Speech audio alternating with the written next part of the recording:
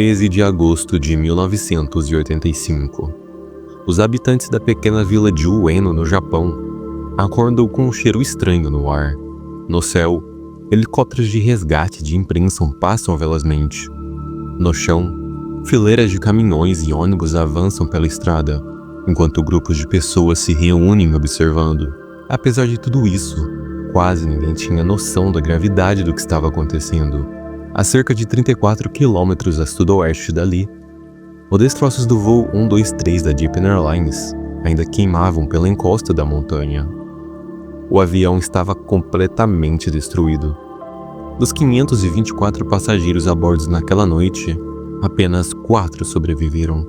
Esse foi o maior desastre envolvendo uma única aeronave na história da aviação.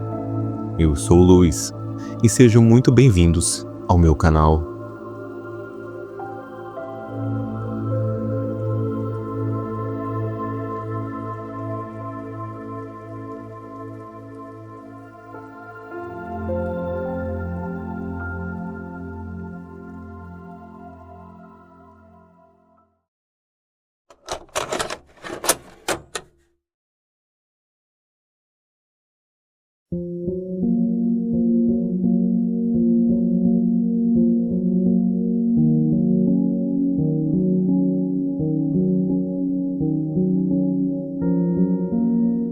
Era 12 de agosto de 1985, e o Japão se preparava para o feriado do Obon.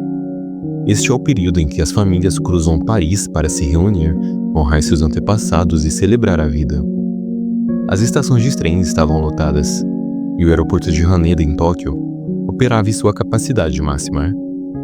No portão de embarque, centenas de passageiros se preparavam para subir a bordo de um verdadeiro gigante, o Boeing 747-SR. Mas este não era o 747 comum. O SR significava Short Range, ou curto alcance. Era uma versão modificada do avião mais famoso do mundo, reforçada para suportar o estresse monumental de decolar e pousar dezenas de vezes por dia em rotas curtas. Para os 509 passageiros e 15 tripulantes, aquele voo de apenas 54 minutos até Osaka era quase um procedimento de rotina. Entre eles estava Kyo Sakamoto, o cantor que deu ao Japão seu maior hit internacional na época. O voo 123 da Japan Airlines decola às 6h12 da tarde. À medida que o avião rompe as nuvens, os passageiros observam pelas janelas a paisagem de Tóquio aos poucos desaparecendo. 12 minutos se passam. A aeronave se aproxima da sua altitude de cruzeiro, 24.000 pés. É aquele momento do voo em que o clima é de relaxamento. O sinal de cintos é desligado e as pessoas se acomodam. Mas, às 6h24, o silêncio é brutalmente interrompido.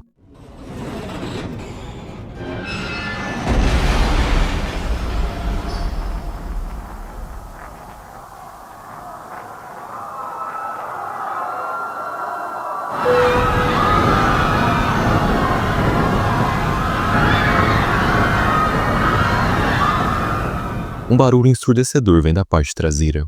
Não é um barulho comum, é o som do metal cedendo. Em questão de milissegundos, o teto de um dos banheiros desaba. Uma luz branca ofuscante invade o ambiente e, quase instantaneamente, uma neblina espessa preenche o corredor.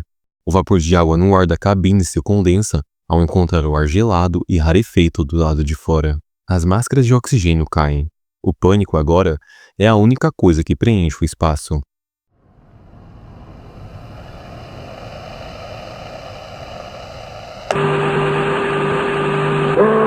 Put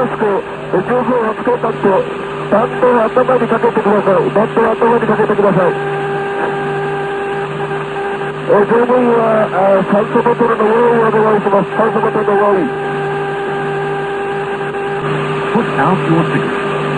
This is an emergency system. お客様でお願いいたします。お子様連れの方、どうぞ近くの方恐れ入りますが、お子様のマスクご用意お願いします。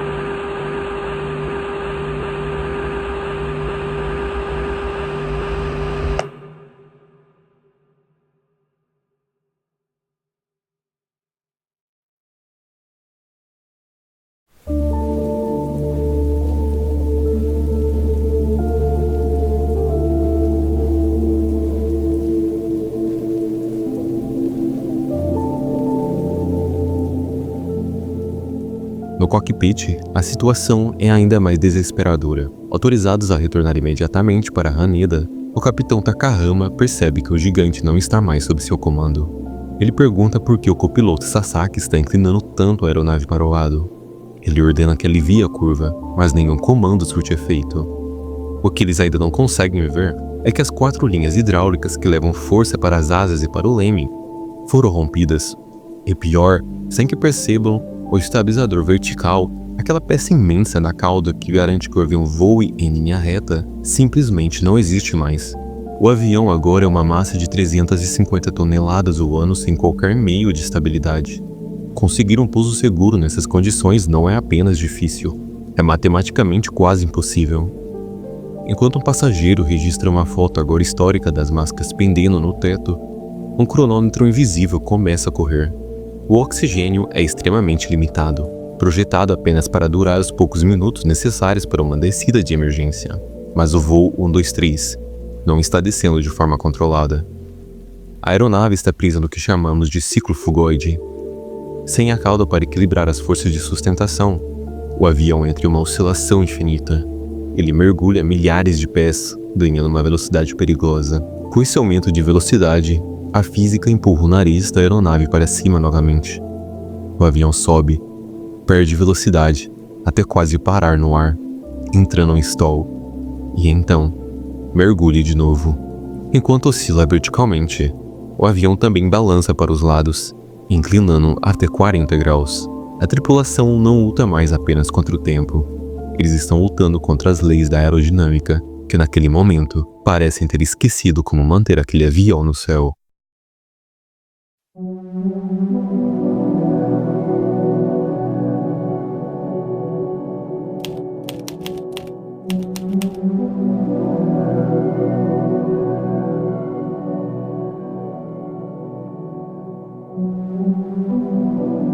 Enquanto lutam com os manites de potência, o inimigo silencioso começa a dominar o cockpit.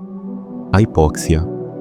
Como a cabine foi despressurizada e os pilotos não colocaram suas máscaras de oxigênio, focados que estavam em salvar o avião, o cérebro deles começam a falhar. O ciclo fugoide continua castigando a estrutura, mas agora, um novo perigo se soma. O movimento lateral torna-se violento. O avião balança como um pêndulo fora de controle. Em um ato de desespero técnico, a tripulação decide baixar o trem de pouso. Nos 5 minutos seguintes, o arrasto é tanto que o avião perde mais de 10 mil pés de altitude. Sobre a cidade de Otsuki, o Boeing 747 realiza uma manobra que nenhum piloto jamais desejaria fazer, uma espiral descendente completa de 360 graus.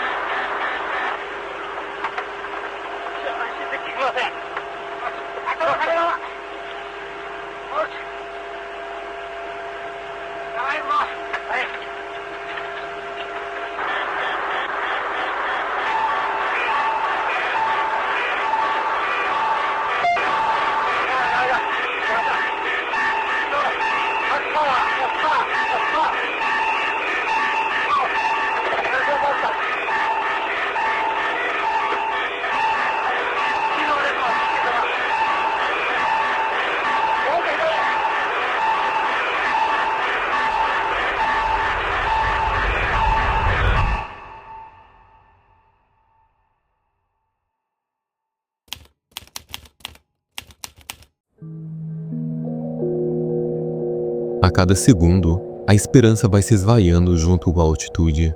Agora, eles estão a apenas 6.800 pés. Eles não estão mais indo para Haneda.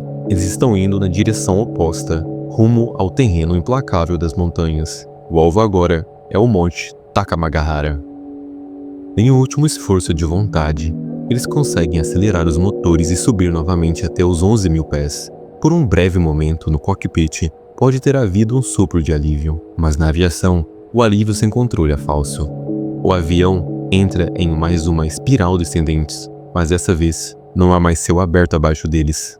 Há apenas rocha e floresta.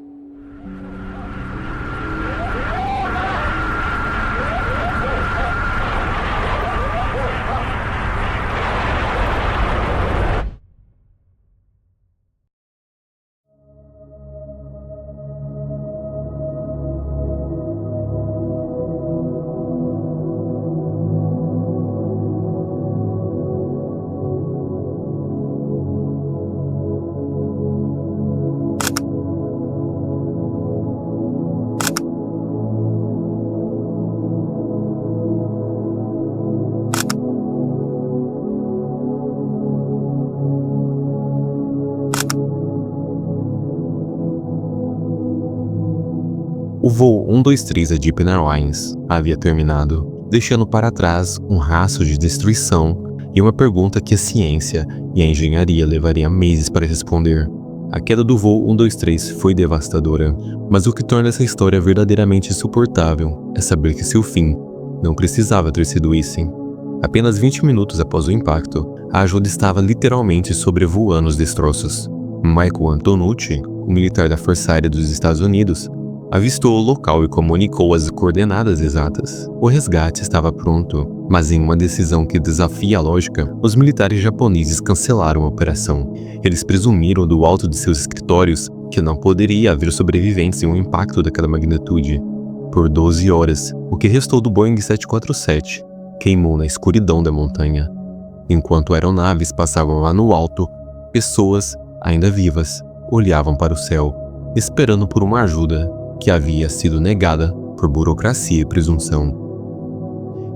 Yumi Ochiai, uma das 4 únicas sobreviventes, descreveu uma noite de horror absoluto. Ela contou que por horas o som predominante não era do fogo, mas o de gritos.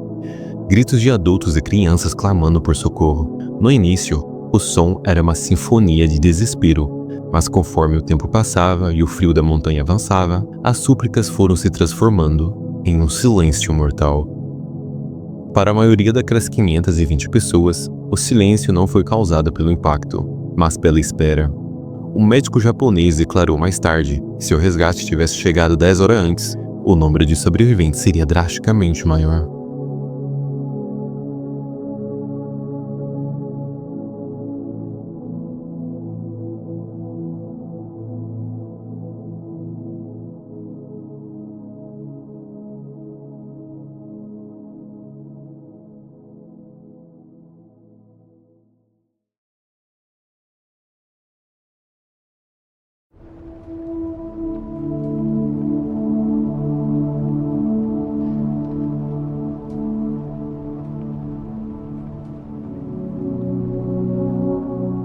Mas por que aquele avião caiu? A resposta nos leva de volta à física e à integridade estrutural. As investigações revelaram que o culpado foi o anteparo de pressão traseiro, aquela peça que separa o ar que respiramos do vácuo externo. 7 anos antes, aquele avião havia batido a cauda no chão. O reparo planejado pela Boeing era sólido, uma placa de emenda única, reforçada por 3 fileiras de rebites. Na teoria, isso devolveria o avião 100% da sua força original, mas na prática, o erro foi grotesco. Em vez de uma placa única, os técnicos usaram 2 placas paralelas. Isso pode parecer um detalhe pequeno, mas na engenharia mudou tudo. Ao cortar a placa, eles invalidaram uma das fileiras de rebites. Toda a carga de pressão que deveria ser distribuída agora estava concentrada em um único ponto frágil. Por 12.000 voos, aquela peça aguentou, mas o metal tem memória. A cada ciclo de pressurização, a fadiga material aumentava, até que naquele 12 de agosto, a estrutura simplesmente desistiu.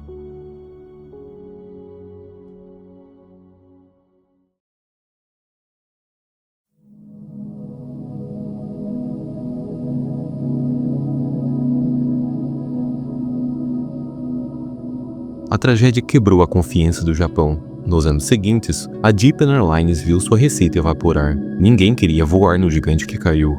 A Boeing e a Japan Airlines Pagaram centenas de milhões em indenizações, mas na cultura japonesa, o dinheiro é uma compensação irrelevante diante da honra e da responsabilidade.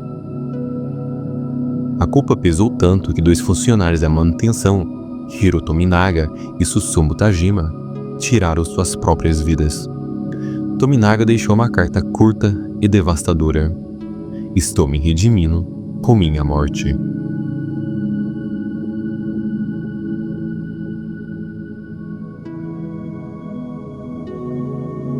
No fim, essa história é sobre trajetórias interrompidas.